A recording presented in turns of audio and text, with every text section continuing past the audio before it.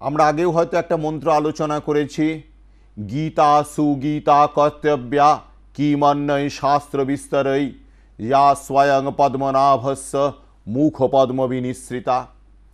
এই গীতা পড়তে হবে খালি একটা গদ্যের আকারে গড়গড় করে পরীক্ষার পাঠের মতো না পড়ে, যখন গীতার সঙ্গে আপনি সুপরিচিত হবেন তখন একটা সুর দিয়ে পড়বেন। প্রশ্ন উঠতেই পারেন, যদি সুর দিয়েই ভগবদ্গীতা পড়তে হয় তাহলে গীতার একটা স্বরলিপি ব্যাসদেব বা পরবর্তী কোনো আচার্য কেন লিখে গেলেন না? এই জন্যে লিখে গেলেন না যে আপনি আমি গীতা পড়তে পড়তে আমাদের প্রত্যেকের অন্তরে একটা সুর আছে, এবং আমরাও দেখতে পাবো যেমন যেমন গীতাকে আমি আত্মকৃত করতে পারছি বা বোধে ক্রমশ আস্তে আস্তে আমার বোধের উজ্জীবন হচ্ছে, সেই সুরটাও পাল্টিয়ে যাবে। সুরটাই হচ্ছে মানুষের আন্তরিক ভাবের বা তার হৃদয়বৃত্তির একটা অভিব্যক্তি।